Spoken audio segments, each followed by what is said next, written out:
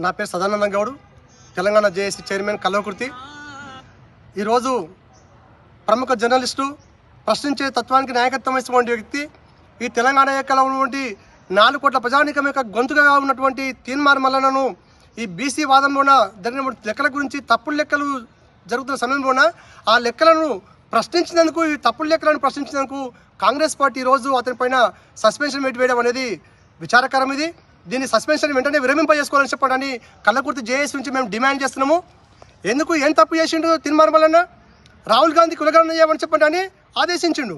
రాహుల్ గాంధీ ఆదేశించినటువంటి మాటను రేవంత్ రెడ్డి గారు ఫాలో అయ్యిండు, దాన్ని అమలు చేయడానికి ప్రయత్నించిండు.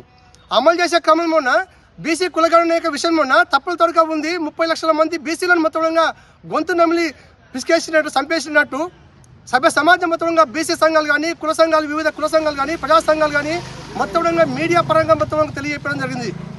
ఇది వాస్తవం. మీరు గ్రహించారు.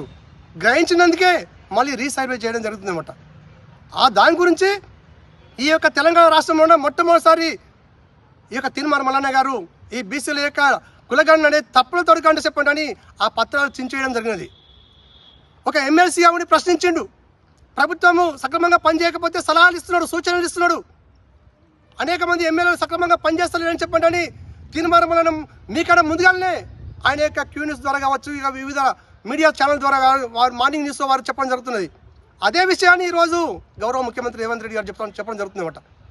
వాస్తవమే, మేము పనిచేస్తున్నాం కానీ నా వర్గం పనిచేస్తుంది అని చెప్పండి అని మీరు కూడా అంటున్నారు. ఆ విషయాన్ని తీన్మార్ మల్లన్న ముందుగానే పసిగట్టడం జరుగుతుంది అన్నమాట. ఈ బీసీ కులగణనలో జరుగుతున్న తప్పుల గురించి మొట్టమొదటి ప్రశ్నించింది తీన్మార్ మల్లన్న. ఆర్ కృష్ణయ్య గారు ప్రశ్నించిండు, జాజర శ్రీనివాస్ గౌడ్ ప్రశ్నించిండు, ప్రజా సంఘాలకు సంబంధించినటువంటి ఎంఆర్పీఎస్ నాయకుడు అయినటువంటి మందకృష్ణ మాదిగ గారు ప్రశ్నించారు. అన్ని కుల సంఘాలు మొత్తంగా ప్రశ్నించడం జరిగినది. ఈ లెక్కలో తప్పు జరుగుతున్నది. 52% నుంచి 56% ఉన్నటువంటి బీసీ కులగణన లెక్కలు సడన్గా 46% పడిపోవడం అనేది ఇది దారుణం అని చెప్పడం తప్పైందా? ఎందుకు సస్పెన్షన్ వేయటం? ఎందుకు ఈ యొక్క ప్రశ్నించే గొంతుకుల పైన ఈ యొక్క కత్తి వేయడం అనేది సబబు కాదు. ఇది తీన్మార్ మల్లన్న గారికి మేము కల్వకుర్తిలో ఎంతమందికి బీసీ సంఘాల యొక్క ఆధ్వర్యంలో సభ పెట్టినాము. ఆ సభకి ఇక్కడ ఇన్వైట్ చేసినాము, ఇక్కడ ఆహ్వానించినాము.